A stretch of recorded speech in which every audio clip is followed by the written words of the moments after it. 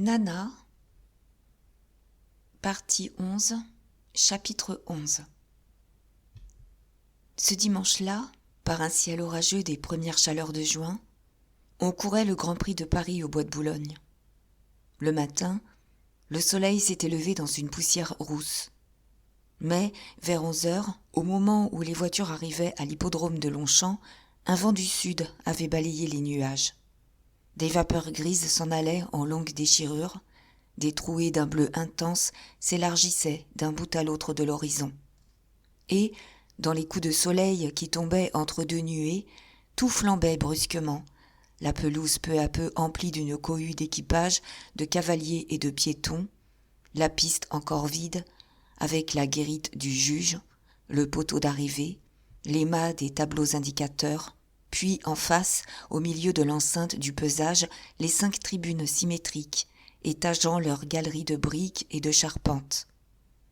Au-delà, la vaste plaine s'aplatissait, se noyait dans la lumière de midi, bordée de petits arbres, fermée à l'ouest par les coteaux boisés de Saint-Cloud et de Suresnes que dominait le profil sévère du mont Valérien.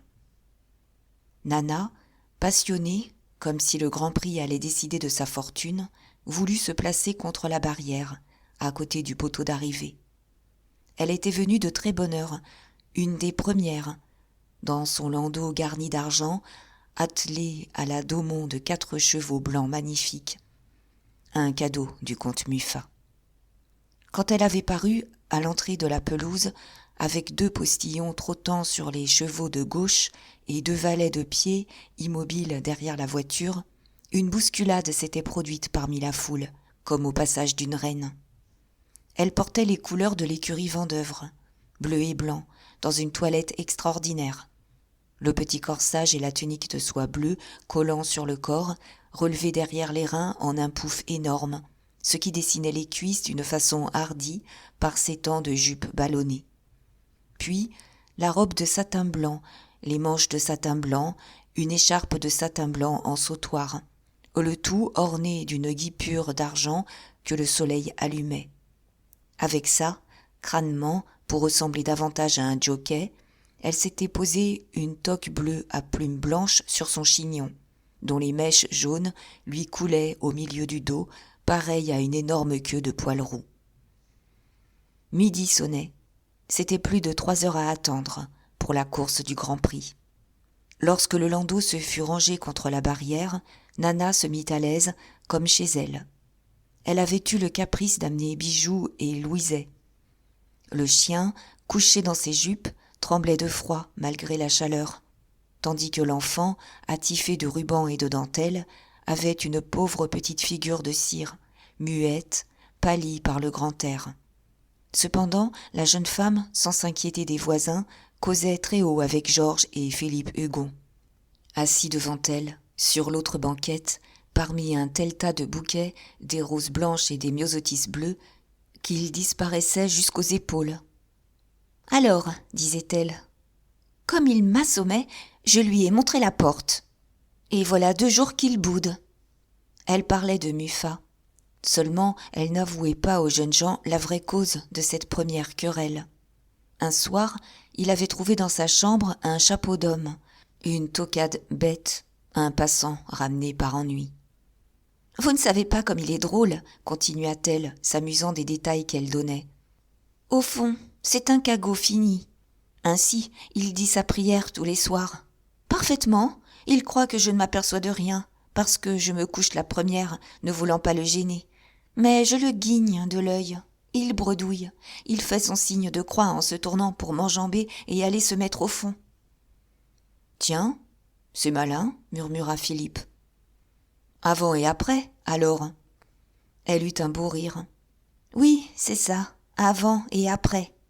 Quand je m'endors, je l'entends de nouveau qui bredouille. Mais ce qui devient embêtant, c'est que nous ne pouvons plus nous disputer sans qu'il retombe dans les curés. Moi, j'ai toujours eu de la religion. Sans doute, blaguez si vous voulez, ça ne m'empêchera pas de croire ce que je crois. Seulement, il est trop raseur, il sanglote, il parle de ses remords. Ainsi, avant-hier, après notre attrapage, il a eu une vraie crise.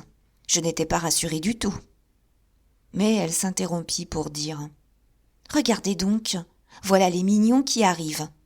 Tiens, ils ont amené les enfants. Sont-ils fagotés, ces petits ?» Les mignons étaient dans un landau aux couleurs sévères, un luxe cossu de bourgeois enrichis. Rose, en robe de soie grise, garnie de bouillonnets et de nœuds rouges, souriait, heureuse de la joie d'Henri et de Charles, assis sur la banquette de devant, engoncés dans leurs tuniques trop larges de collégiens. Mais, quand le landau fut venu se ranger près de la barrière, et qu'elle aperçut Nana triomphante au milieu de ses bouquets, avec ses 4 chevaux et sa livrée, elle pinça les lèvres, très raides, tournant la tête. Mignon, au contraire, la mine fraîche, l'œil gai, envoya un salut de la main. Lui, par principe, restait en dehors des querelles de femmes. « À propos, reprit Nana, connaissez-vous un petit vieux bien propre, avec des dents mauvaises ? Un monsieur Venot. Il est venu me voir ce matin. » « Monsieur Venot ?» dit Georges, stupéfait. « Pas possible, c'est un jésuite. »« Précisément, j'ai flairé ça. Oh, vous n'avez pas idée de la conversation. Ça a été un drôle. Il m'a parlé du comte, de son ménage désuni, me suppliant de rendre le bonheur à une famille. Très poli, d'ailleurs, très souriant. Alors, moi, je lui ai répondu que je ne demandais pas mieux, et je me suis engagée à remettre le comte avec sa femme. Vous savez, ce n'est pas une blague, je serais enchantée de les voir tous heureux, ces gens. Puis, ça me soulagerait, car il y a des jours, vrais, où ils m'assomment. » Sa lassitude des derniers mois lui échappait dans ce cri de son cœur. Avec ça, le comte paraissait avoir de gros embarras d'argent. Il était soucieux. Le billet signé à la bordette menaçait de n'être pas payé. « Justement, la comtesse est là-bas, » dit Georges, dont les regards parcouraient les tribunes. « Où donc ?» s'écria Nana. « A-t-il des yeux, ce bébé ? Tenez mon ombrelle, Philippe. » Mais Georges, d'un mouvement brusque, avait devancé son frère, ravi de porter l'ombrelle de soie bleue à franges d'argent. Nana promenait une énorme jumelle. « Ah, oui, je la vois, » dit-elle enfin. « Dans la tribune de droite, près d'un pilier, n'est-ce pas ? Elle est en mauve, avec sa fille en blanc, à côté d'elle. Tiens, Daguenet qui va les saluer. » Alors Philippe parla du prochain mariage de Daguenet avec cette perche d'Estelle. C'était une chose faite. On publiait les bans. La comtesse résistait d'abord, mais le comte, disait-on, avait imposé sa volonté. Nana souriait. « Je sais, murmura-t-elle. Tant mieux pour Paul, c'est un gentil garçon, il mérite ça. » Et, se penchant vers Louiset, « Tu t'amuses, dis ? Quelle mine sérieuse !» L'enfant, sans un sourire, regardait tout ce monde, l'air très vieux, comme plein de réflexions tristes sur ce qu'il voyait. Bijou, chassé des jupes de la jeune femme qui remuait beaucoup, était allé trembler contre le petit. Cependant, la pelouse s'emplissait. Des voitures, continuellement, arrivaient par la porte de la cascade en file compacte, interminable.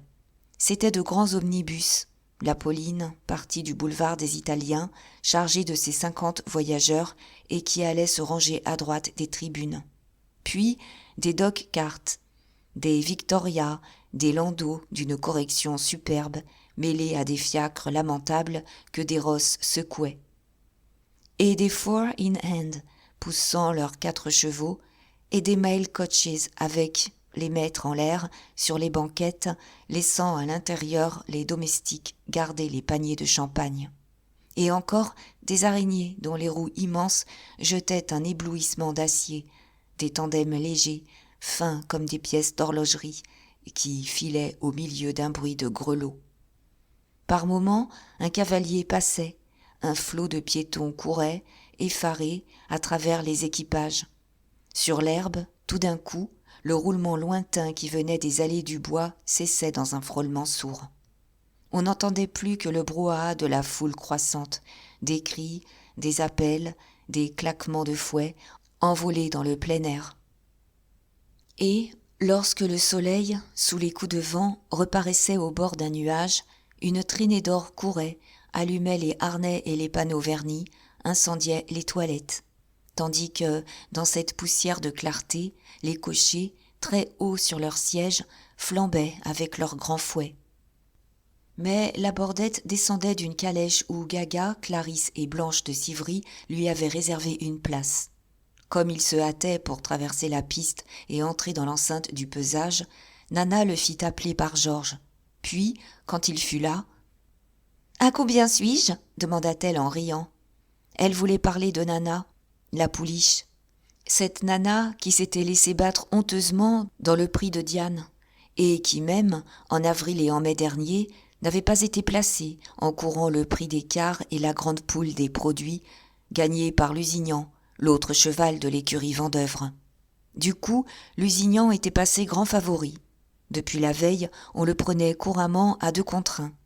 « Toujours à 50, répondit la Bordette. « Diable, je ne vaux pas cher, reprit Nana, que cette plaisanterie amusait. « Alors, je ne me prends pas. Non, fichtre, je ne mets pas un louis sur moi. » La Bordette, très pressée, repartait, mais elle le rappela. Elle voulait un conseil. Lui, qui gardait des relations dans le monde des entraîneurs et des jockeys, avait des renseignements particuliers sur les écuries.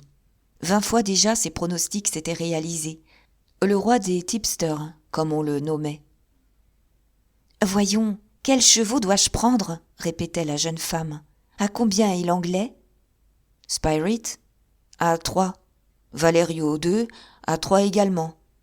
Puis tous les autres, Cosinus à 25, Hasard à 40, Boom à 30, Pichenet à 35, Frangipane à 10. « Non, je ne parie pas pour l'anglais, moi. Je suis patriote, hein ? Peut-être Valerio 2. Le duc de Corbreuse avait l'air rayonnant tout à l'heure. » Et non, après tout. 50 louis sur Lusignan, qu'en dis-tu ? La Bordette la regardait d'un air singulier. Elle se pencha, elle l'interrogea à voix basse, car elle savait que Vendeuvre le chargeait de prendre pour lui au bookmaker afin de parier plus à l'aise. S'il avait appris quelque chose, il pouvait bien le dire. Mais la Bordette, sans s'expliquer, la décida à s'en remettre à son flair. Il placerait ses 50 louis comme il l'entendrait, et elle ne s'en repentirait pas. « Tous les chevaux que tu voudras, » cria-t-elle gaiement en le laissant aller. « Mais pas de Nana, c'est une rosse. » Ce fut un accès de fou rire dans la voiture. Les jeunes gens trouvaient le mot très drôle, tandis que Louiset, sans comprendre, levait ses yeux pâles vers sa mère, dont les éclats de voix le surprenaient. La Bordette, d'ailleurs, ne put encore s'échapper. Rose Mignon lui avait fait un signe, et elle lui donnait des ordres. Il inscrivait des chiffres sur un calepin. Puis ce furent Clarisse et Gaga qui le rappelèrent, pour changer leur pari. Elles avaient entendu des mots dans la foule. Elles ne voulaient plus de Valerio II et prenaient Lusignan. Lui, impassible, écrivait. Enfin, il se sauva. On le vit qui disparaissait de l'autre côté de la piste, entre 2 tribunes. Les voitures arrivaient toujours. Maintenant, elles se rangeaient sur une 5e file, s'élargissant le long de la barrière en une masse profonde, toute bariolée par les taches claires des chevaux blancs. Puis, au-delà, c'était une débandade d'autres voitures, isolées, comme échouées dans l'herbe, un pêle-mêle de roues, d'attelages jetés en tous sens, côte à côte, de biais, en travers, tête contre tête. Et, sur les nappes de gazon restées libres, les cavaliers trottaient, les gens à pied mettaient des groupes noirs continuellement en marche. Au-dessus de ce champ de foire, dans la chinure brouillée de la foule, les buvettes haussaient leurs tentes de toile grise que les coups de soleil blanchissaient. Mais la bousculade, des tas de monde, des remous de chapeaux, avait surtout lieu autour des bookmakers, montés dans des voitures découvertes, gesticulant comme des dentistes, avec leurs côtes près d'eux, collées sur de hautes planches. « C'est bête tout de même de ne pas savoir pour quel cheval on parie, » disait Nana.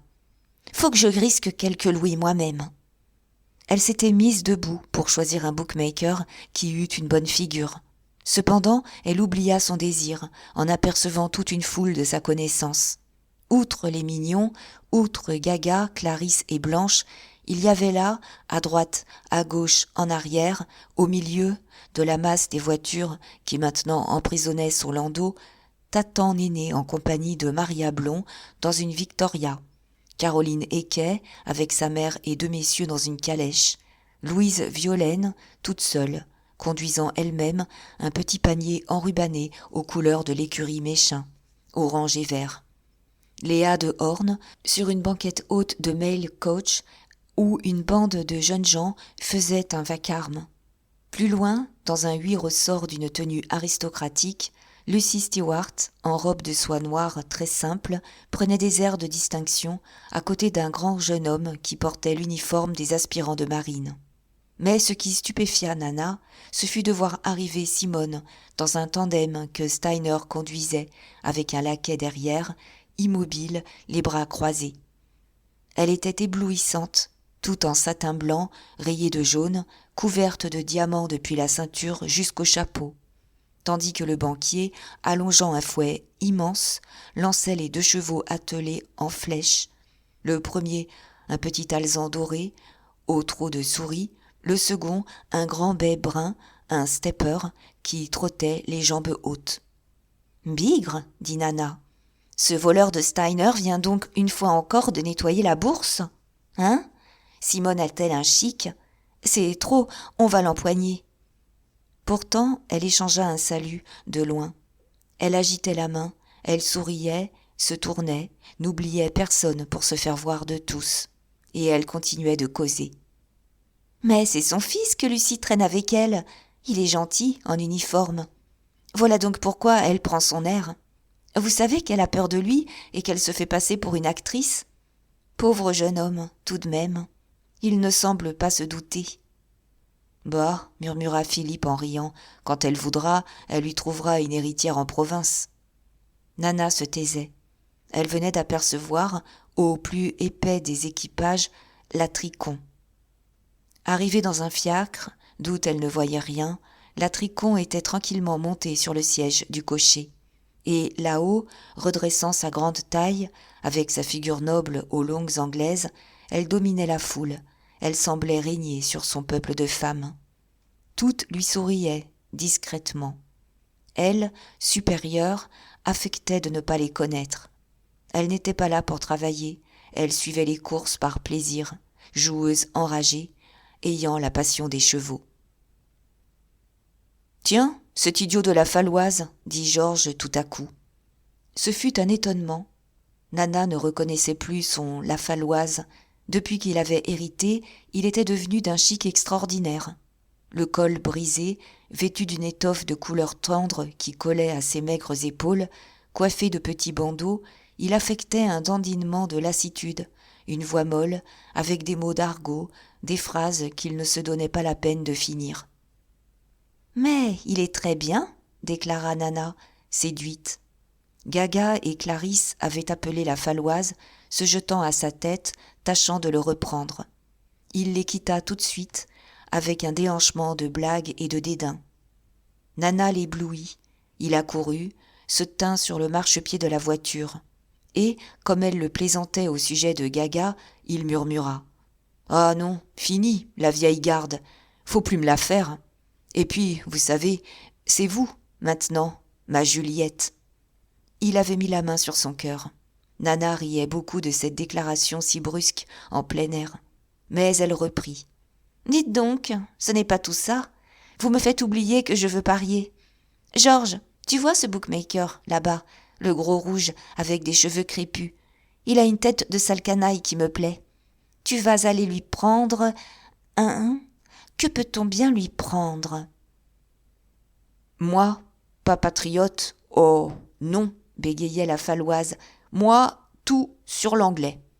Très chic, si l'anglais gagne, à Chaillot, les Français. » Nana fut scandalisée. Alors, on discuta les mérites des chevaux.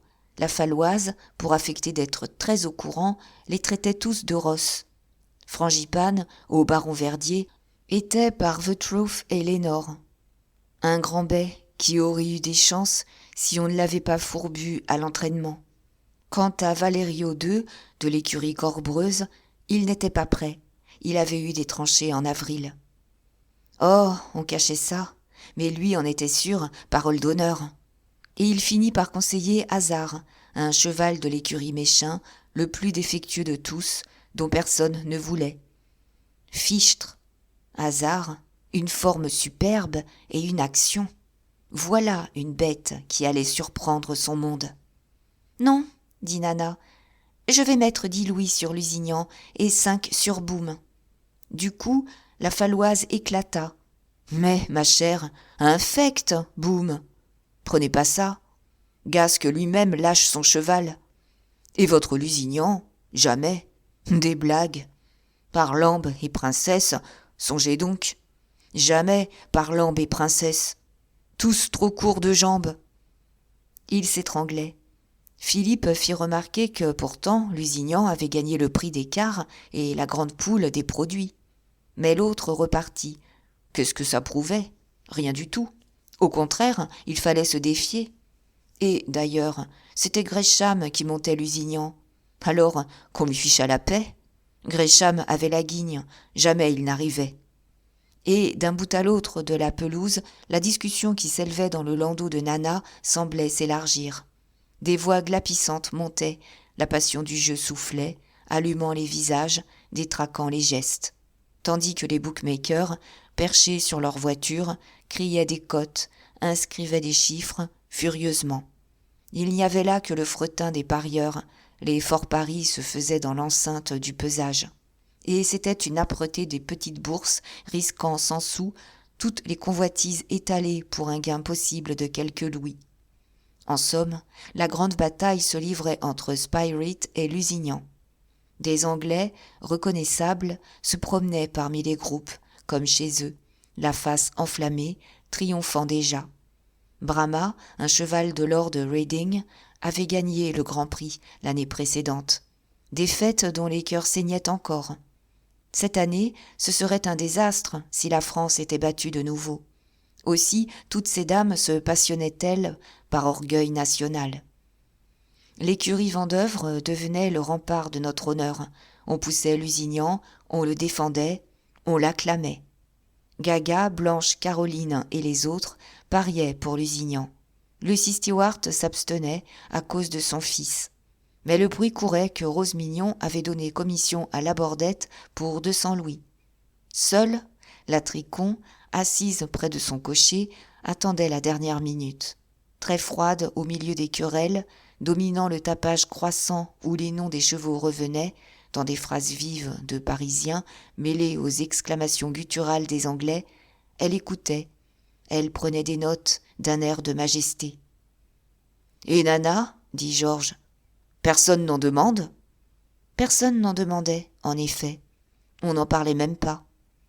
L'outsider de l'écurie Vendeuvre disparaissait dans la popularité de Lusignan.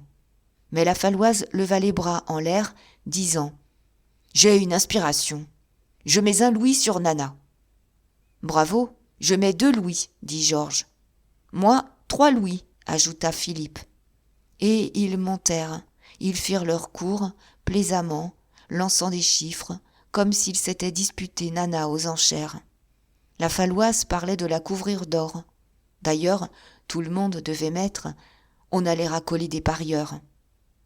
Mais comme les 3 jeunes gens s'échappaient pour faire de la propagande, Nana leur cria « Vous savez, je n'en veux pas, moi, pour rien au monde. »« Georges, 10 louis sur Lusignan et 5 sur Valério II. » Cependant, il s'était lancé. Égayée, elle les regardait se couler entre les roues, se baisser sous les têtes des chevaux, battre la pelouse entière. Dès qu'ils reconnaissaient quelqu'un dans une voiture, ils accouraient, ils poussaient Nana.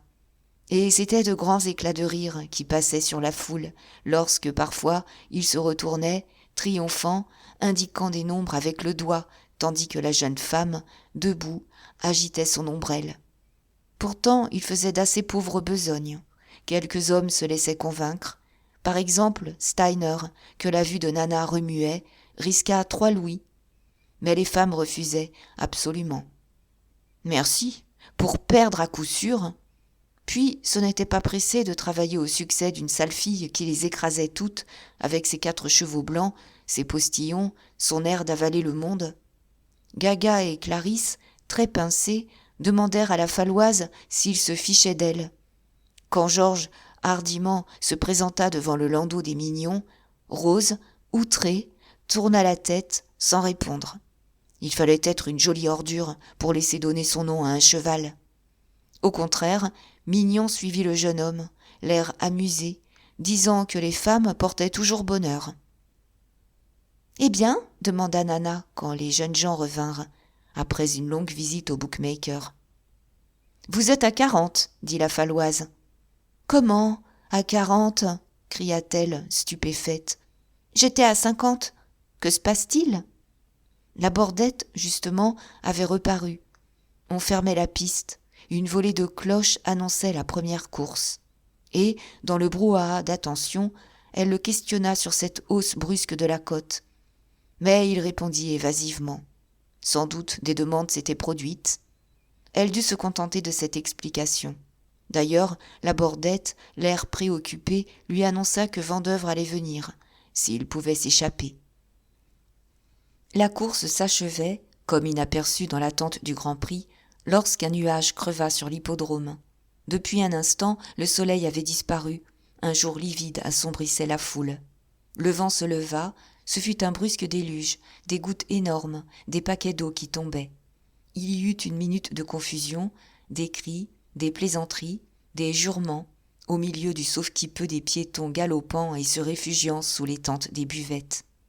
Dans les voitures, les femmes tâchaient de s'abriter, tenaient à deux mains leurs ombrelles, pendant que les laquais effarés couraient aux capotes.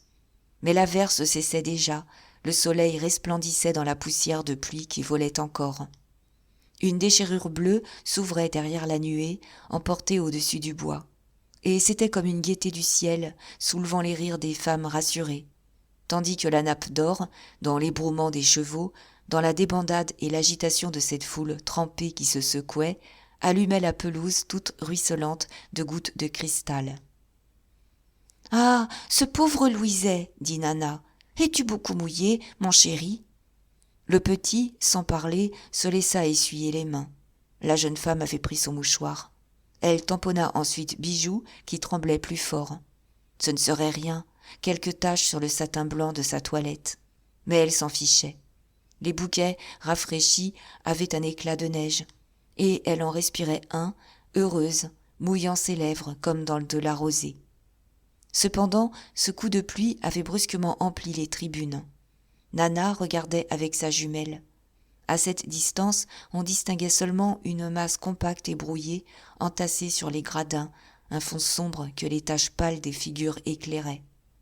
Le soleil glissait par des coins de toiture, écornait la foule assise d'un angle de lumière, où les toilettes semblaient déteindre.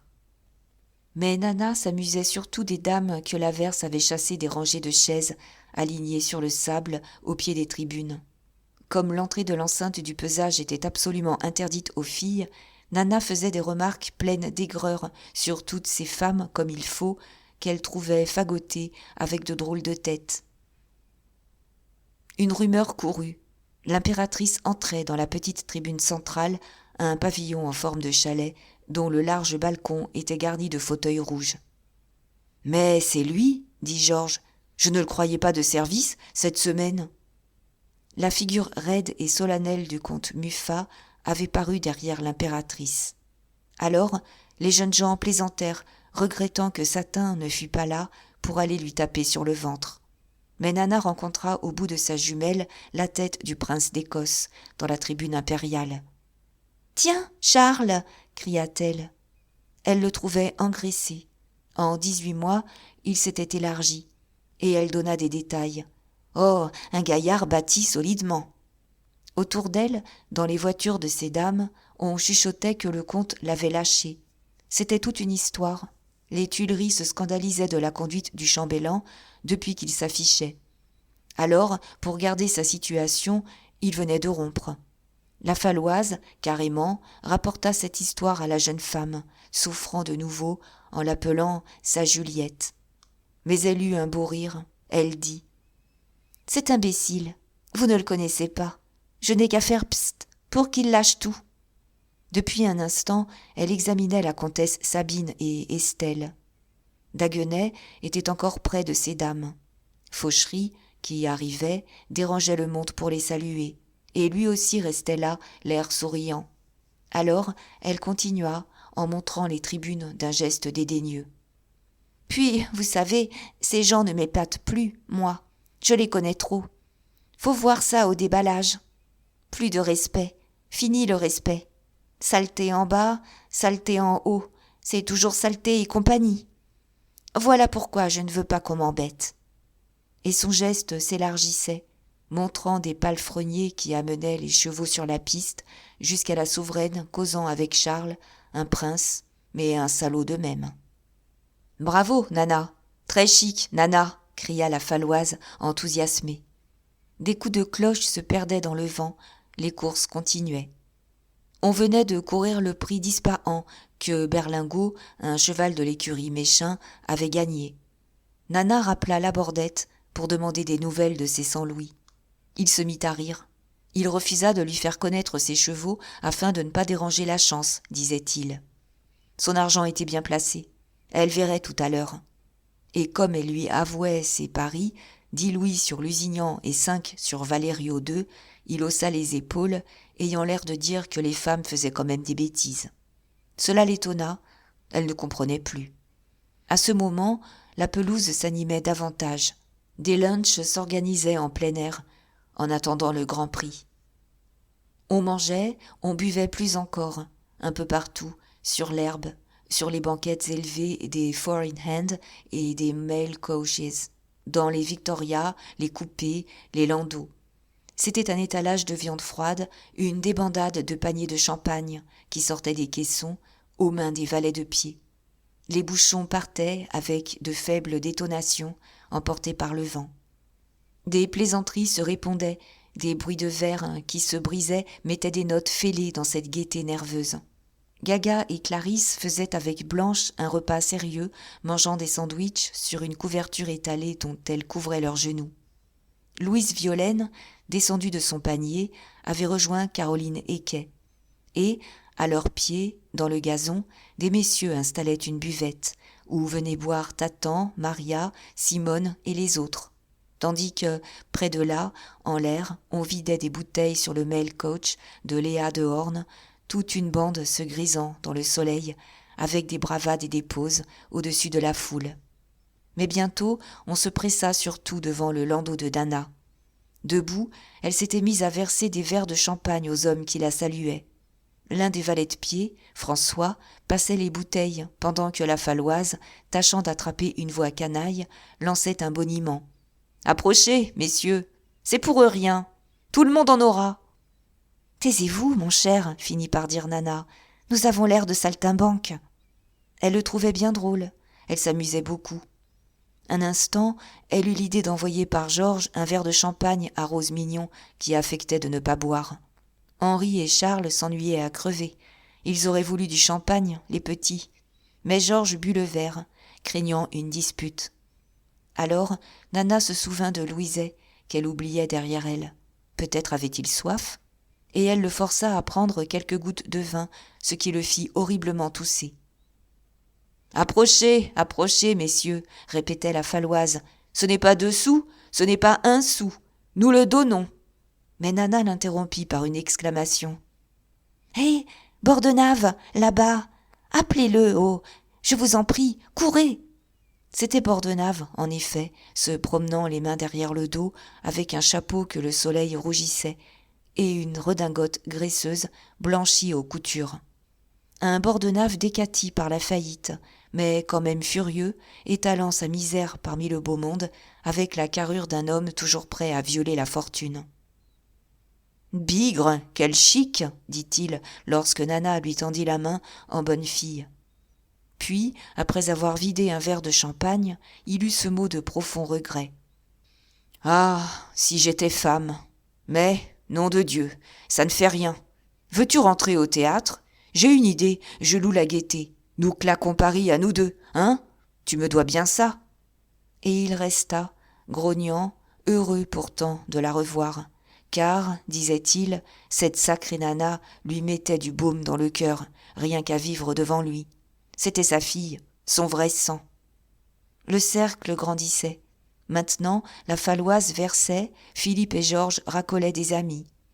Une poussée lente amenait peu à peu la pelouse entière. Nana jetait à chacun un rire, un mot drôle. Les bandes de buveurs se rapprochaient, tout le champagne épars marchait vers elle. Il n'y avait bientôt plus qu'une foule, qu'un vacarme autour de son landau. Et elle régnait parmi les verres qui se tendaient, avec ses cheveux jaunes envolés, son visage de neige, baigné de soleil. Alors, au sommet, pour faire crever les autres femmes qu'enrageait son triomphe, elle leva son verre plein dans son ancienne pose de Vénus victorieuse. Mais quelqu'un la touchait par derrière, et elle fut surprise, en se retournant, d'apercevoir Mignon sur la banquette. Elle disparut un instant, elle s'assit à son côté, car il venait lui communiquer une chose grave. Mignon disait partout que sa femme était ridicule d'en vouloir à Nana. Il trouvait ça bête et inutile. « Voici, ma chère, murmura-t-il, méfie-toi. Ne fais pas trop enrager Rose. Tu comprends, j'aime mieux te prévenir. Oui, elle a une arme, et comme elle ne t'a jamais pardonné l'affaire de la petite duchesse... »« Une arme, dit Nana, qu'est-ce que ça me fiche ? Écoute donc, c'est une lettre qu'elle a dû trouver dans la poche de Fauchery, une lettre écrite à cette rosse de Fauchery par la comtesse Muffat. Eh, dame, là-dedans, c'est clair, ça y est en plein. Alors, Rose veut envoyer la lettre au comte pour se venger de lui et de toi. »« Qu'est-ce que ça me fiche ?» répéta Nana. « C'est drôle, ça. Ah, ça y est, avec Fauchery. »« Eh bien, tant mieux, elle m'agaçait. Nous allons rire. »« Mais non, je ne veux pas, reprit vivement Mignon. Un joli scandale. Puis, nous n'avons rien à y gagner. » Il s'arrêta, craignant d'en trop dire. Elle s'écriait que, bien sûr, elle n'irait pas repêcher une femme honnête. Mais, comme il insistait, elle le regarda fixement. Sans doute, il avait peur de voir Fauchery retomber dans son ménage s'il rompait avec la comtesse. C'était ce que Rose voulait, tout en se vengeant, car elle gardait une tendresse pour le journaliste.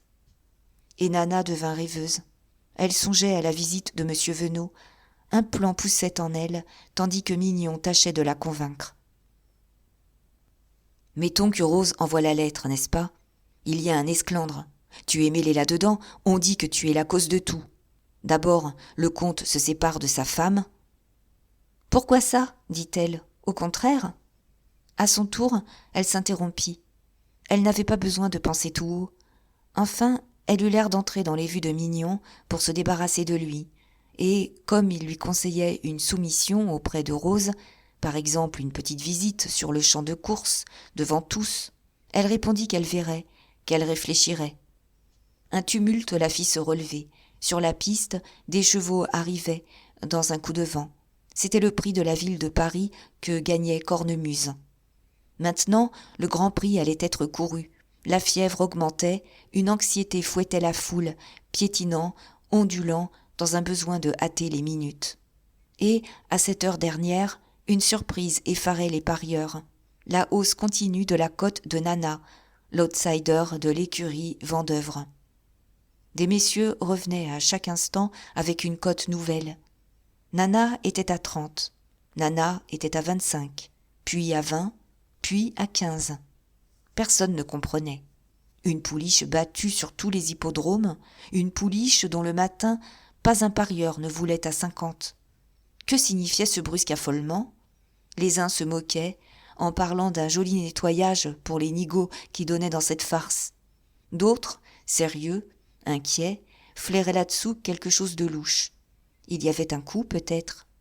On faisait allusion à des histoires, au vol toléré des champs de course. Mais cette fois, le grand nom de Vendeuvre arrêtait les accusations et les sceptiques l'emportaient, en somme, lorsqu'il prédisait que Nana arriverait belle dernière. « Qui est-ce qui monte Nana ?» demanda la Falloise. Justement, la vraie Nana reparaissait. Alors ces messieurs donnèrent à la question un sens malpropre, en éclatant d'un rire exagéré. Nana saluait. « C'est Price, répondit-elle. Et la discussion recommença. Price était une célébrité anglaise, inconnue en France. Pourquoi Vendeuvre avait-il fait venir ce jockey lorsque Gresham montait Nana d'ordinaire ? D'ailleurs, on s'étonnait de le voir confier Lusignan à ce Gresham, qui n'arrivait jamais, selon la Falloise. Mais toutes ces remarques se noyaient dans les plaisanteries, les démentis, le brouhaha d'un pêle-mêle d'opinions extraordinaires. On se remettait à vider des bouteilles de champagne pour tuer le temps. Puis, un chuchotement courut, les groupes s'écartèrent. C'était Vendeuvre. Nana affecta d'être fâchée. « Eh bien, vous êtes gentil d'arriver à cette heure, moi qui brûle de voir l'enceinte du pesage. »« Alors, venez, dit-il, il est temps encore. Vous ferez un tour.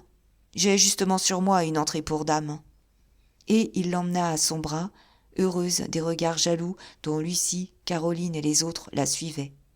Derrière elle, les fils Hugon et la Faloise, restés dans le landau, continuaient à faire les honneurs de son champagne. Elle leur criait qu'elle revenait tout de suite. Mais Vendeuvre, ayant aperçu la Bordette, l'appela, et quelques paroles brèves furent échangées. « Vous avez tout ramassé ? » ?»« Oui. »« Pour combien ? 1500 louis, un peu partout. » Comme Nana tendait curieusement l'oreille, ils se turent. Vendeuvre, très nerveux, avait ses yeux clairs, allumés de petites flammes qui l'effrayaient la nuit lorsqu'il parlait de se faire flamber avec ses chevaux. En traversant la piste, elle baissa la voix, elle le tutoya. « Dis donc, explique-moi, pourquoi la côte de ta pouliche monte-t-elle ? Ça fait un boucan ?» Il tressaillit, il laissa échapper. « Ah, il cause. Quelle race, ces parieurs. Quand j'ai un favori, ils se jettent tous dessus, et il n'y en a plus pour moi. Puis, quand un outsider est demandé, ils clabaudent. Ils crient comme si on les écorchait. »« C'est qu'il faudrait me prévenir. J'ai parié, reprit-elle. Est-ce qu'elle a des chances ? » Une colère soudaine l'emporta, sans raison. « Hein ? Fiche-moi la paix. Tous les chevaux ont des chances. La côte monte, parbleu. Parce qu'on en a pris. Qui ? Je ne sais pas. J'aime mieux te laisser, si tu dois m'assommer avec tes questions idiotes. » Ce ton n'était ni dans son tempérament, ni dans ses habitudes. Elle fut plus étonnée que blessée. Lui, d'ailleurs, restait honteux. Et, comme elle le priait sèchement d'être poli, il s'excusa. Depuis quelque temps, il avait ainsi de brusques changements d'humeur. Personne n'ignorait, dans le Paris galant et mondain, qu'il jouait ce jour-là son dernier coup de cartes. Si ses chevaux ne gagnaient pas, s'il lui emportait encore les sommes considérables pariées sur eux, c'était un désastre, un écroulement. L'échafaudage de son crédit, les hautes apparences que gardait son existence minée par-dessous, comme vidée par le désordre et la dette, s'abîmaient dans une ruine retentissante. Et Nana, personne non plus ne l'ignorait, était la mangeuse d'hommes qui avait achevé celui-là, venue la dernière dans cette fortune ébranlée, nettoyant la place. On racontait des caprices fous, de l'or semé au vent, une partie à Bade où elle ne lui avait pas laissé de quoi payer l'hôtel, une poignée de diamants jetés sur un brasier un soir d'ivresse, pour voir si ça brûlait comme du charbon. Peu à peu, avec ses gros membres, ses rires canailles de faubourienne, elle s'était imposée à ce fils, si appauvri et si fin, d'une antique race. À cette heure, il risquait tout, si envahi par son goût du bête et du sale qu'il avait perdu jusqu'à la force de son scepticisme. 8 jours auparavant, elle s'était fait promettre un château sur la côte normande, entre Le Havre et Trouville, et il mettait son dernier honneur à tenir parole. Seulement, elle l'agaçait, il l'aurait battue, tant il la sentait stupide. Le gardien les avait laissés entrer dans l'enceinte du pesage, n'osant arrêter cette femme au bras du comte. Nana, toute gonflée de poser enfin le pied sur cette terre défendue, s'étudiait, marchait avec lenteur devant les dames assises au pied des tribunes. C'était, sur 10 rangées de chaises, une masse profonde de toilettes, mêlant leurs couleurs vives dans la gaieté du plein air. Des chaises s'écartaient, des cercles familiers se formaient au hasard des rencontres, comme sous un quinconce de jardin public, avec des enfants lâchés courant d'un groupe à un autre. Et, plus haut, les tribunes étageaient leurs gradins chargés de foule, où les étoffes claires se fondaient dans l'ombre fine des charpentes. Nana dévisageait ces dames. Elle affecta de regarder fixement la comtesse Sabine. Puis, comme elle passait devant la tribune impériale, la vue de Muffat, debout près de l'impératrice, dans sa raideur officielle, l'égaya. « Oh, qu'il a l'air bête !» dit-elle très haut à Vendeuvre. Elle voulait tout visiter. Ce bout de parc, avec ses pelouses, ses massifs d'arbres, ne lui semblait pas si drôle. Un glacier avait installé un grand buffet près des grilles. Sous un champignon rustique, couvert de chaume, des gens en tas gesticulaient et criaient. C'était le ring. À côté se trouvaient des boxes vides. Et, désappointée, elle y découvrit seulement le cheval d'un gendarme. Puis, il y avait le paddock, une piste de 100 mètres de tour où un garçon d'écurie promenait Valerio II, encapuchonné. Et voilà, beaucoup d'hommes sur le gravier des allées, avec la tache orange de leur carte à la boutonnière, une promenade continue de gens dans les galeries ouvertes des tribunes, ce qui l'intéressa 1 minute. Mais vrai, ça ne valait pas la peine de se faire de la bile, parce qu'on vous empêchait d'entrer là-dedans. Daguenet et Fauchery, qui passaient, la saluèrent. Elle leur fit un signe. Ils durent s'approcher. Et elle bêcha l'enceinte du pesage.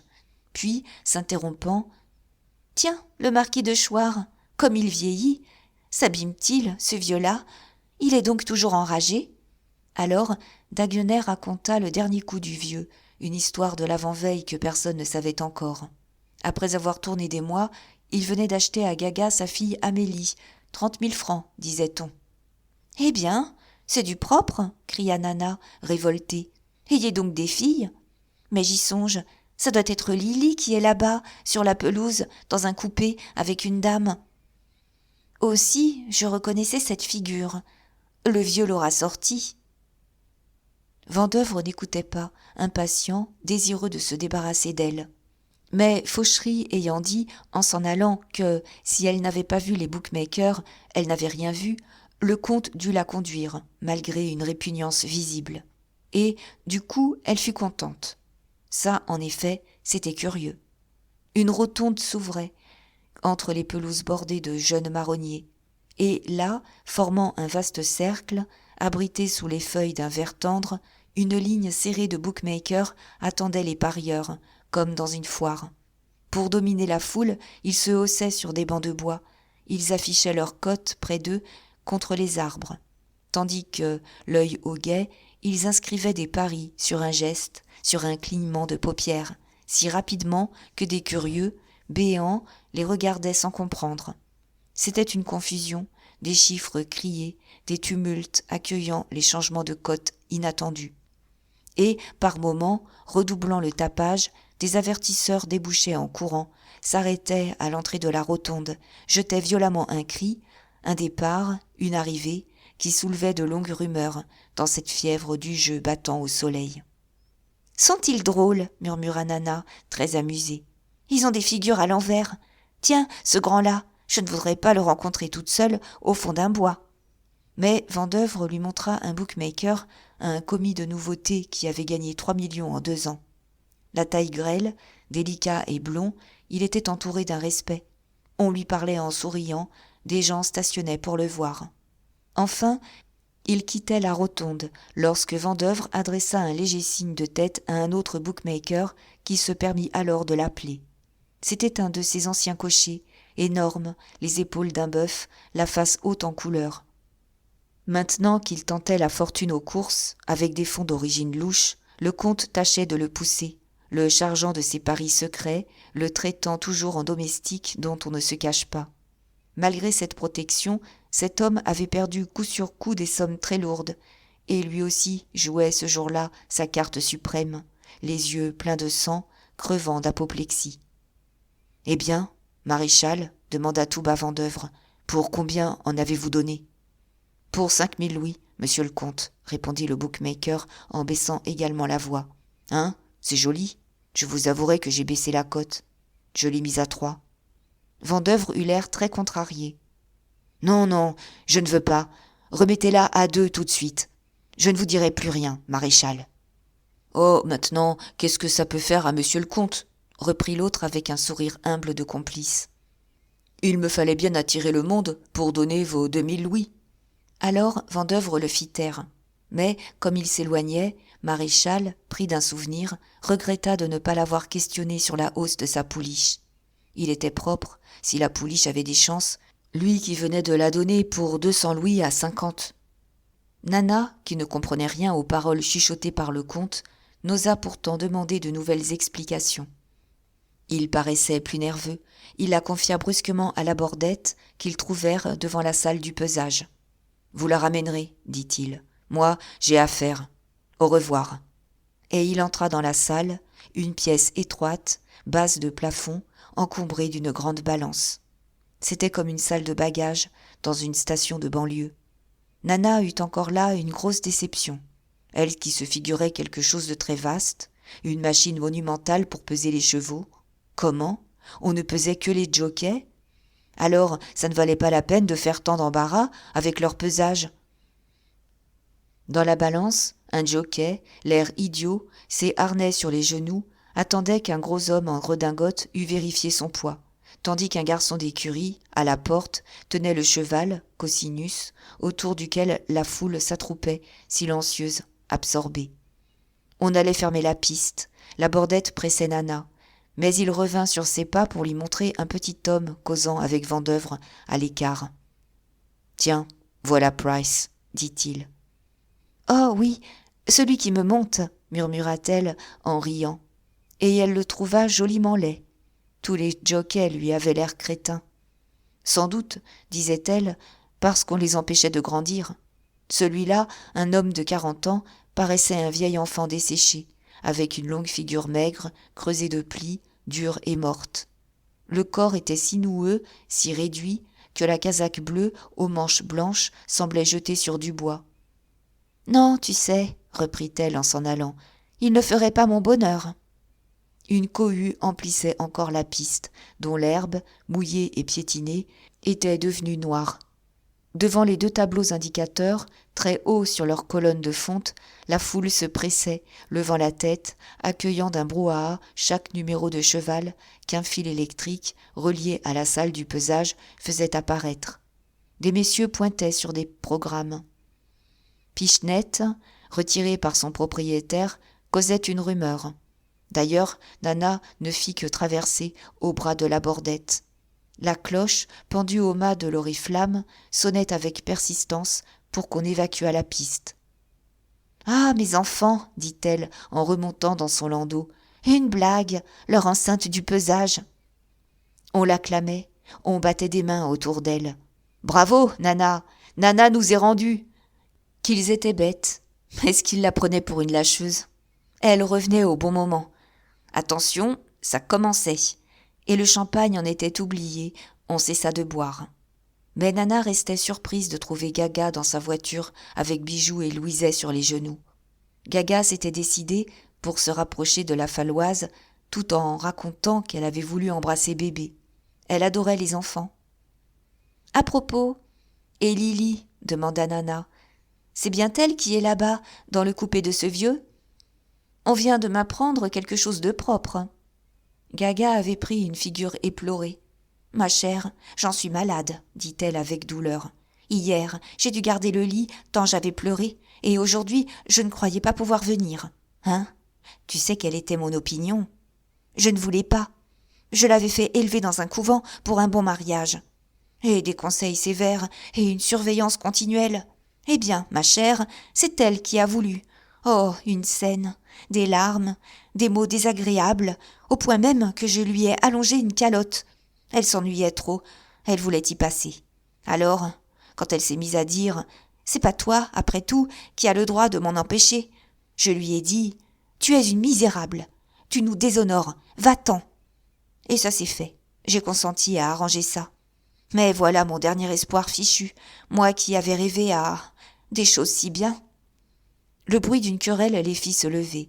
C'était Georges qui défendait Vendeuvre contre des rumeurs vagues courant dans les groupes. « Pourquoi dire qu'il lâche son cheval ?» criait le jeune homme. « Hier, au salon des courses, il a pris Lusignan pour 1000 louis. »« Oui, j'étais là, » affirma Philippe, « et il n'a pas mis un seul louis sur Nana. Si Nana est à 10, il n'y est pour rien.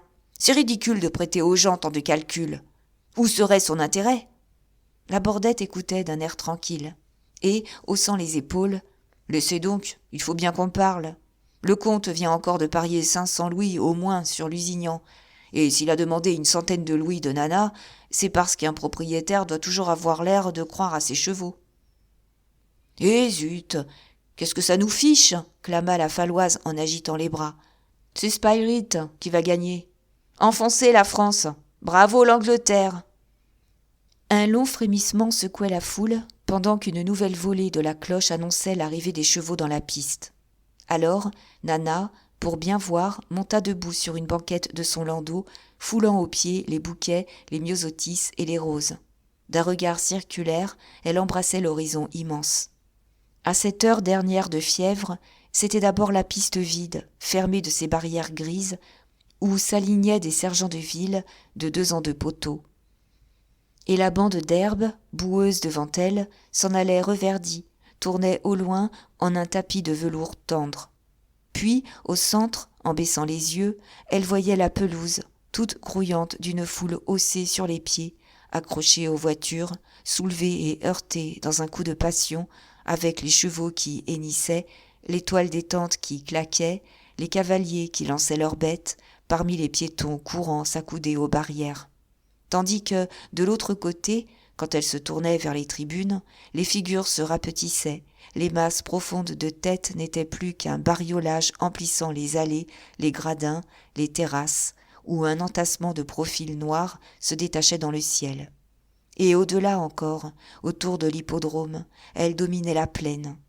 Derrière le moulin couvert de lierre, à droite, il y avait un enfoncement de prairies, coupé de grands ombrages.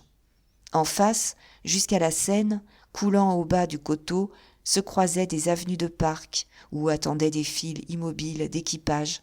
Puis vers Boulogne, à gauche, le pays, élargi de nouveau, ouvrait une trouée sur les lointains bleuâtres de Meudon que barrait une allée de paulownias dont les têtes roses, sans une feuille, faisaient une nappe de lacs vives.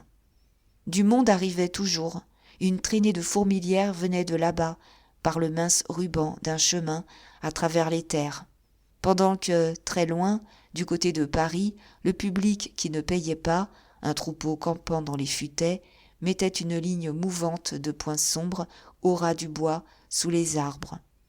Mais une gaieté, tout d'un coup, chauffa les 100 000 âmes qui couvraient ce bout de champ d'un remuement d'insectes affolés sous le vaste ciel. Le soleil, caché depuis un quart d'heure, reparut, s'épandit en un lac de lumière. Et tout flamba de nouveau. Les ombrelles des femmes étaient comme des boucliers d'or innombrables au-dessus de la foule. On applaudit le soleil, des rires le saluaient, des bras se tendaient pour écarter les nuages. Cependant, un officier de paix s'en allait seul au milieu de la piste déserte. Plus haut, vers la gauche, un homme parut, un drapeau rouge à la main. « C'est le starter, le baron de Mauriac », répondit la bordette à une question de Nana. Autour de la jeune femme, parmi les hommes qui se pressaient jusque sur les marchepieds de sa voiture, des exclamations s'élevaient, une conversation continuait, sans suite, par mots jetés sous le coup immédiat des impressions. Philippe et Georges, Bordenave, la Faloise, ne pouvaient se taire. « Ne poussez donc pas, laissez-moi voir. Ah, le juge entre dans sa guérite. Vous dites que c'est monsieur de Souvigny, hein ? Il faut de bons yeux pour pincer une longueur de nez dans une pareille mécanique. Taisez-vous donc, on lève l'oriflamme. Les voilà, attention. C'est Cosinus qui est le premier. » Une oriflamme jaune et rouge battait dans l'air, au bout du mât. Les chevaux arrivaient un à un, conduits par des garçons d'écurie, avec les jockeys en selle, les bras abandonnés, faisant au soleil des taches claires. Après Cosinus, Hasard et Boum parurent. Puis un murmure accueillit Spirit, un grand bai brun superbe, dont les couleurs dures, citron et noir, avaient une tristesse britannique. Valerio II obtint un succès d'entrée, petit, très vif, en vert tendre, liseré de rose. Les deux vendœuvres se faisaient attendre. Enfin, derrière Frangipane, les couleurs bleues et blanches se montrèrent. Mais Lusignan, un bai très foncé, d'une forme irréprochable, fut presque oublié dans la surprise que causa Nana. On ne l'avait pas vu ainsi. Le coup de soleil dorait la pouliche alezane d'une blondeur de fille rousse. Elle luisait à la lumière comme un louis neuf, la poitrine profonde, la tête et l'encolure légère, dans l'élancement nerveux et fin de sa longue échine. « Tiens, elle a mes cheveux !» cria Nana, ravie. « Dites donc, vous savez que j'en suis fière ?» On escaladait le landau. Bordenave faillit mettre le pied sur Louiset que sa mère oubliait. Il le prit avec des grognements paternels. Il le haussa sur ses épaules en murmurant « Ce pauvre mioche, faut qu'il en soit. Attends, je vais te faire voir maman. Hein, là-bas, regarde le dada. » Et, comme Bijou lui grattait les jambes, il s'en chargea également. Tandis que Nana, heureuse de cette bête qui portait son nom, jetait un regard aux autres femmes pour voir leur tête. Toutes enrageaient. À ce moment, sur son fiacre, la Tricon, immobile jusque-là, agitait les mains, donnait des ordres à un bookmaker par-dessus la foule. Son flair venait de parler. Elle prenait Nana. La Faloise, cependant, menait un bruit insupportable. Il se toquait de Frangipane. « J'ai une inspiration », répétait-il. « Regardez donc Frangipane, hein ? Quelle action ! Je prends Frangipane à 8. Qui est-ce qui en a ? Tenez-vous donc tranquille, finit par dire la Bordette. Vous vous donnez des regrets. Une rosse, Frangipane, déclara Philippe. Il est déjà tout mouillé. Vous allez voir le canteur. Les chevaux étaient remontés à droite, et ils partirent pour le galop d'essai, passant débandés devant les tribunes. Alors, il y eut une reprise passionnée, tous parlaient à la fois. Trop long d'échine, Lusignan, mais bien prêt. Vous savez, pas un liard sur Valerio II. Il est nerveux. Il galope la tête haute, c'est mauvais signe. Tiens, c'est Burne qui monte Spirit. Je vous dis qu'il n'a pas d'épaule. L'épaule bien construite, tout est là. Non, décidément, Spirit est trop calme. Écoutez, je l'ai vu, Nana, après la grande poule des produits. Trempée, le poil mort, un battement de flanc à crever. 20 louis qu'elle n'est pas placée. Assez donc, nous embête-t-il, celui-là, avec son Frangipane ? Il n'est plus temps, voilà le départ. C'était la Faloise qui, pleurant presque, se débattait pour trouver un bookmaker. On dut le raisonner. Tous les coups se tendaient, mais le premier départ ne fut pas bon. Le starter, qu'on apercevait au loin comme un mince trait noir, n'avait pas abaissé son drapeau rouge. Les chevaux revinrent, après un temps de galop. Il y eut encore 2 faux départs. Enfin, le starter, rassemblant les chevaux, les lança avec une adresse qui arracha des cris. « Superbe ! Non, c'est le hasard. N'importe, ça y est. » La clameur s'étouffa dans l'anxiété qui serrait les poitrines. Maintenant, les paris s'arrêtaient, le coup se jouait sur l'immense piste. Un silence régna d'abord, comme si les haleines étaient suspendues. Des faces se haussaient, blanches, avec des tressaillements. Au départ, Hasard et Cosinus avaient fait le jeu, prenant la tête. Valerio II suivait de près, les autres venaient en un peloton confus. Quand ils passèrent devant les tribunes, dans un ébranlement du sol, avec le brusque vent d'orage de leur course, le peloton s'allongeait déjà sur une 40aine de longueur. Frangipane était dernier. Nana se trouvait un peu en arrière de Lusignan et de Spirit. « Fichtre !» murmura la Bordette, « comme l'anglais se débarbouille là-dedans !» Tout le landau retrouvait des mots, des exclamations. On se grandissait, on suivait des yeux les taches éclatantes des jockeys qui filaient dans le soleil. À la montée, Valerio II prit la tête, Cosinus et Hasard perdaient du terrain, tandis que Lusignan et Spirit, nez contre nez, avaient toujours Nana derrière eux. « Pardieu, l'anglais a gagné, c'est visible, dit Bordenave. Lusignan se fatigue et Valerio II ne peut tenir. »« Eh bien, c'est du propre, si l'anglais gagne, » s'écria Philippe dans un élan de douleur patriotique. C'était un sentiment d'angoisse qui commençait à étrangler tout ce monde entassé. Encore une défaite. Et une ardeur de vœux extraordinaire, presque religieuse, montait pour Lusignan, pendant qu'on injuriait Spirit avec son jockey d'une gaieté de croque-mort. Parmi la foule éparse dans l'herbe, un souffle enlevait des bandes, les semelles en l'air. Des cavaliers coupaient la pelouse d'un galop furieux. Et Nana, qui tournait lentement sur elle-même, voyait à ses pieds cette houle de bêtes et de gens, cette mer de têtes battues et comme emportées autour de la piste par le tourbillon de la course, rayant l'horizon du vif éclair des jockeys. Elle les avait suivis de dos, dans la fuite des croupes, dans la vitesse allongée des jambes, qui se perdaient et prenaient des finesses de cheveux. Maintenant, au fond, il filait de profil, tout petit, délicat, sur les lointains verdâtres du bois. Puis, brusquement, ils disparurent derrière un grand bouquet d'arbres, planté au milieu de l'hippodrome. « Laissez donc !» cria Georges, toujours plein d'espoir. « Ce n'est pas fini.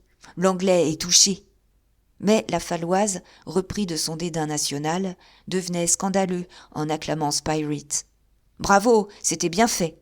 La France avait besoin de ça. Spyrite premier et Frangipane second. Ça embêterait sa patrie. » La Bordette, qui l'exaspérait, le menaça sérieusement de le jeter en bas de la voiture. « Voyons combien ils mettront de minutes, » dit paisiblement Bordenave, qui, tout en soutenant Louiset, avait tiré sa montre. Un à un, derrière le bouquet d'arbres, les chevaux reparaissaient. Ce fut une stupeur, la foule eut un long murmure. Valerio II tenait encore la tête. Mais Spyrite le gagnait, et derrière lui, Lusignan avait lâché, tandis qu'un autre cheval prenait la place. On ne comprit pas tout de suite, on confondait les Kazakhs, des exclamations partaient. « Mais c'est Nana ! Allons donc, Nana ! Je vous dis que Lusignan n'a pas bougé. » « Eh oui, c'est Nana, on la reconnaît bien, à sa couleur d'or. La voyez-vous, maintenant ? Elle est en feu. Bravo, Nana, en voilà une matine. Bah, ça ne signifie rien, elle fait le jeu de Lusignan. » Pendant quelques secondes, ce fut l'opinion de tous. Mais, lentement, la pouliche gagnait toujours, dans un effort continu. Alors, une émotion immense se déclara. La queue des chevaux, en arrière, n'intéressait plus. Une lutte suprême s'engageait entre Spyrite, Nana, Lusignan et Valerio II. On les nommait, on constatait leur progrès ou leur défaillance, dans des phrases sans suite, balbutiées. Et Nana, qui venait de monter sur le siège de son cocher, comme soulevée, restait toute blanche, prise d'un tremblement, si empoignée qu'elle se taisait. Près d'elle, la Bordette avait retrouvé son sourire. « Hein ? L'Anglais a du mal, dit joyeusement Philippe. Il ne va pas bien. En tout cas, Lusignan est fini, cria la Faloise. C'est Valerio II qui vient. Tenez, voilà les 4 en peloton. Un même mot sortait de toutes les bouches. Quel train, mes enfants! Un rude train, sacristi! À présent, le peloton arrivait de face, dans un coup de foudre. On en sentait l'approche, et comme l'haleine, un ronflement lointain grandit de seconde en seconde. Toute la foule, impétueusement, s'était jetée aux barrières, et, précédant les chevaux, une clameur profonde s'échappait des poitrines, gagnait de proche en proche, avec un bruit de mer qui déferle. C'était la brutalité dernière d'une colossale partie, 100 000 spectateurs tournés à l'idée fixe, brûlant du même besoin de hasard, derrière ces bêtes dont le galop emportait des millions.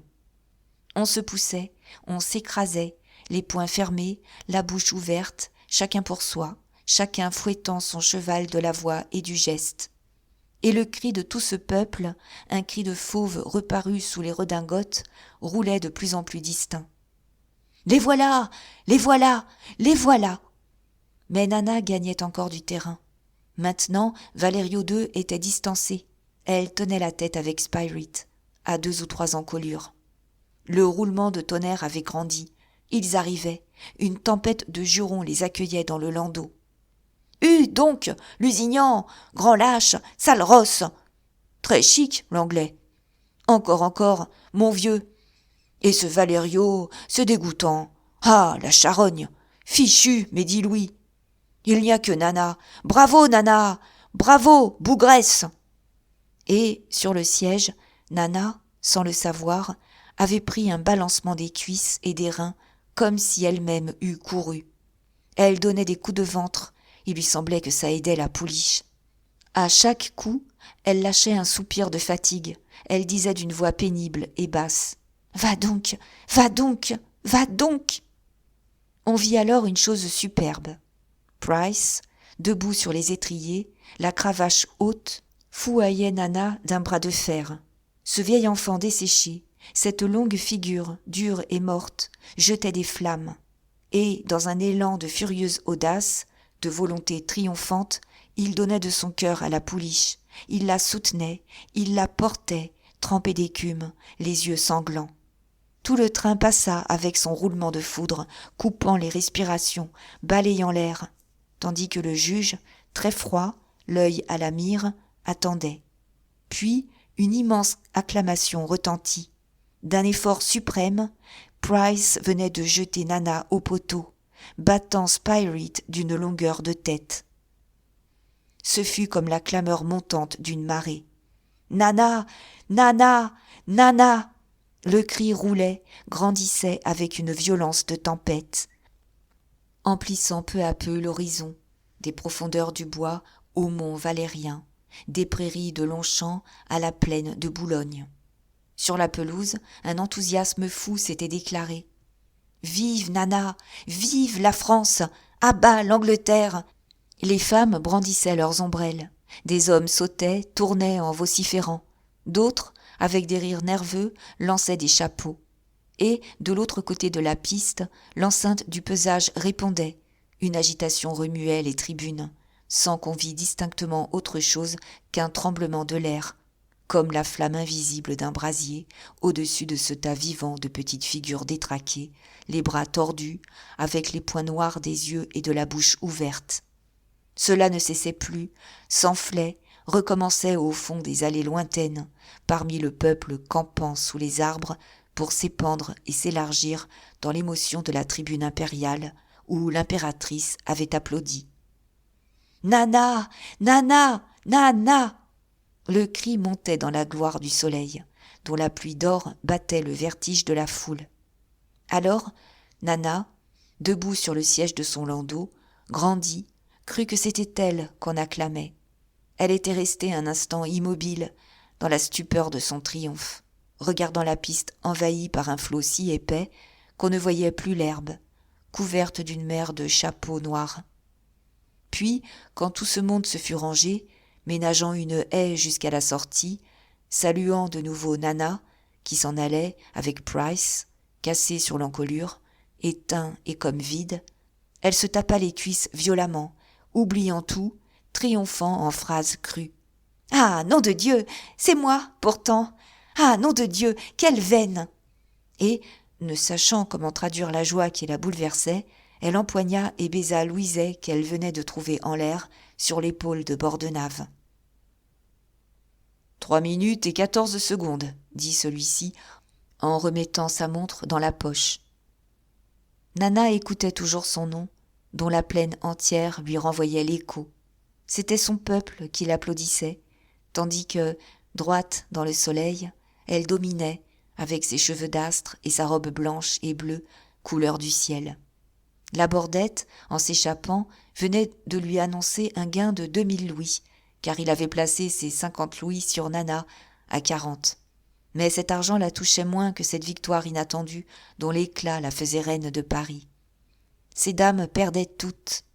Rose Mignon, dans un mouvement de rage, avait cassé son ombrelle, et Caroline Equet, et Clarisse, et Simone, et Lucy Stewart, elle-même, malgré son fils, juraient sourdement, exaspérée par la chance de cette grosse fille. Pendant que la Tricon, qui s'était signée au départ et à l'arrivée des chevaux, redressait sa haute taille au-dessus d'elle, ravie de son flair, sacrant Nana, en matrone d'expérience. Autour du landau, cependant, la poussée des hommes grandissait encore. La bande avait jeté des clameurs féroces. Georges, étranglé, continuait tout seul à crier, d'une voix qui se brisait. Comme le champagne manquait, Philippe, emmenant les valets de pied, venait de courir aux buvettes. Et la cour de Nana s'élargissait toujours, son triomphe décidait les retardataires. Le mouvement qui avait fait de sa voiture le centre de la pelouse s'achevait en apothéose. La reine Vénus dans le coup de folie de ses sujets. Bordenave, derrière elle, mâchait des jurons avec un attendrissement de père. Steiner lui-même, reconquis, avait lâché Simone et se hissait sur l'un des marchepieds. Quand le champagne fut arrivé, quand elle leva son verre plein, ce furent de tels applaudissements, on reprenait si fort « Na, na, na, na, na, na » que la foule étonnée cherchait la pouliche, et l'on ne savait plus si c'était la bête ou la femme qui emplissait les cœurs. Cependant, Mignon accourait, malgré les regards terribles de Rose. Cette sacrée fille le mettait hors de lui, il voulait l'embrasser. Puis, après l'avoir baisé sur les 2 joues, paternellement, « Ce qui m'embête, C'est que, pour sûr, à présent, Rose va envoyer la lettre. Elle rage trop. »« Tant mieux, ça m'arrange, » laissa échapper Nana. Mais, le voyant stupéfait, elle se hâta de reprendre. « Ah non, qu'est-ce que je dis ? Vrai, je ne sais plus ce que je dis. Je suis grise. » Et grise, en effet, grise de joie, grise de soleil, le verre toujours levé, elle s'acclama elle-même. « Ah Nana ! Ah Nana !» criait-elle au milieu d'un redoublement de vacarme, de rire, de bravo, qui peu à peu avait gagné tout l'hippodrome. Les courses s'achevaient, on courait le prix Vaublanc, des voitures partaient, une à une. Cependant, le nom de Vendeuvre revenait au milieu de querelles. Maintenant, c'était clair. Vendeuvre, depuis 2 ans, ménageait son coup, en chargeant Gresham de retenir Nana, et il n'avait produit Lusignan que pour faire le jeu de la pouliche. Les perdants se fâchaient, tandis que les gagnants haussaient les épaules. Après, n'était-ce pas permis ? Un propriétaire conduisait son écurie comme il l'entendait. On en avait vu bien d'autres. Le plus grand nombre trouvait Vendeuvre très fort d'avoir fait ramasser par des amis tout ce qu'il avait pu prendre sur Nana, ce qui expliquait la hausse brusque de la cote. On parlait de 2000 louis, à 30 en moyenne, 1200 000 francs de gain, un chiffre dont l'ampleur frappait de respect et excusait tout. Mais d'autres bruits, très graves, qu'on chuchotait, arrivaient de l'enceinte du pesage. Les hommes qui en revenaient précisaient des détails. Les voix montaient. On racontait tout haut un scandale affreux. Ce pauvre Vendeuvre était fini. Il avait gâté son coup superbe par une plate bêtise, un vol idiot, en chargeant Maréchal, un bookmaker véreux, de donner pour son compte 2000 louis contre Lusignan, histoire de rattraper ses 1000 et quelques louis ouvertement pariés. Une misère. Et cela prouvait la fêlure, au milieu du dernier craquement de sa fortune. Le bookmaker, prévenu que le favori ne gagnerait pas, avait réalisé une 60aine de 1000 francs sur ce cheval. Seulement, la bordette, faute d'instructions, exacte et détaillée, était allée justement lui prendre 200 louis sur Nana, que l'autre continuait à donner à 50 dans son ignorance du vrai coup. Nettoyé de 100 000 francs sur la pouliche, en perte de 40 000, Maréchal, qui sentait tout crouler sous ses pieds, avait brusquement compris, en voyant la bordette et le comte causer ensemble, après la course, devant la salle du pesage. Et, dans une fureur d'ancien cocher, dans une brutalité d'homme volé, il venait de faire publiquement une scène affreuse, racontant l'histoire avec des mots atroces, ameutant le monde. On ajoutait que le jury des courses allait s'assembler. Nana, que Philippe et Georges mettaient tout bas au courant, lâchait des réflexions sans cesser de rire et de boire. C'était possible, après tout. Elle se rappelait des choses. Puis, ce maréchal avait une sale tête. Pourtant, elle doutait encore, lorsque la bordette parut. Il était très pâle. « Eh bien ?» lui demanda-t-elle à demi-voix. « Foutu », répondit-il simplement, et il haussait les épaules. « Un enfant, ce Vendeuvre !» Elle eut un geste d'ennui. Le soir, à Mabille, Nana obtint un succès colossal. Lorsqu'elle parut, vers 10 heures, le tapage était déjà formidable. Cette classique soirée de folie réunissait toute la jeunesse galante, un beau monde se ruant dans une brutalité et une imbécilité de laquais. On s'écrasait sous les guirlandes de gaz. Des habits noirs, des toilettes excessives, des femmes venues décolletées, avec de vieilles robes bonnes à salir, tournaient, hurlaient, fouettées par une saoulerie énorme. À 30 pas, on n'entendait plus les cuivres de l'orchestre. Personne ne dansait. Des mots bêtes, répétés on ne savait pourquoi, circulaient parmi les groupes. On se battait les flancs sans réussir à être drôle. 7 femmes, enfermées dans le vestiaire, pleuraient pour qu'on les délivrât. Une échalote trouvée et mise aux enchères était poussée jusqu'à 2 louis. Justement, Nana arrivait, encore vêtue de sa toilette de course, bleue et blanche. On lui donna l'échalote, au milieu d'un tonnerre de bravos. On l'empoigna malgré elle. 3 messieurs la portèrent en triomphe dans le jardin, à travers les pelouses saccagées, les massifs de verdure éventrés. Et, comme l'orchestre faisait obstacle, on le prit d'assaut, on cassa les chaises et les pupitres. Une police paternelle organisait le désordre. Ce fut seulement le mardi que Nana se remit des émotions de sa victoire. Elle causait le matin avec madame Lerat, venue pour lui donner des nouvelles de Louiset, que le grand air avait rendu malade. Toute une histoire qui occupait Paris la passionnait. Vendeuvre, exclu des champs de course, exécuté le soir même au cercle impérial, s'était le lendemain fait flamber dans son écurie avec ses chevaux. « Il me l'avait bien dit, » répétait la jeune femme. « Un vrai fou, cet homme-là. C'est moi qui ai eu une venette lorsqu'on m'a raconté ça hier soir. Tu comprends, il aurait très bien pu m'assassiner une nuit. Et puis, est-ce qu'il ne devait pas me prévenir pour son cheval ? J'aurais fait ma fortune, au moins. Il a dit à la Bordette que, si je savais l'affaire, je renseignerais tout de suite mon coiffeur et un tas d'hommes. Comme c'est poli. Ah non, vrai, je ne peux pas le regretter beaucoup. » Après réflexion, elle était devenue furieuse. Justement, la Bordette entra. Il avait réglé ses paris, il lui apportait une 40 000 francs. Cela ne fit qu'augmenter sa mauvaise humeur, car elle aurait dû gagner 1 million. La Bordette, qui faisait l'innocent dans toute cette aventure, abandonnait carrément Vendeuvre. Ses anciennes familles étaient vidées, elle finissait d'une façon bête. « Eh non, dit Nana, ce n'est pas bête de s'allumer comme ça dans une écurie. Moi, je trouve qu'il a fini crânement. Oh, tu sais, je ne défends pas son histoire avec Maréchal. C'est imbécile. Quand je pense que Blanche a eu le toupet de vouloir me mettre ça sur le dos, j'ai répondu « Est-ce que je lui ai dit de voler ? N'est-ce pas ? On peut demander de l'argent à un homme sans le pousser au crime. S'il m'avait dit « Je n'ai plus rien », je lui aurais dit « C'est bon, quittons-nous ». Et ça ne serait pas allé plus loin. « Sans doute, » dit la tante gravement. « Lorsque les hommes s'obstinent, tant pis pour eux. » Mais quant à la petite fête de la fin, oh, très chic, reprit Nana. Il paraît que ça a été terrible, à vous donner la chair de poule. Il avait écarté tout le monde. Il s'était enfermé là-dedans avec du pétrole. Et ça brûlait, fallait voir. Pensez donc, une grande machine presque toute en bois, pleine de paille et de foin.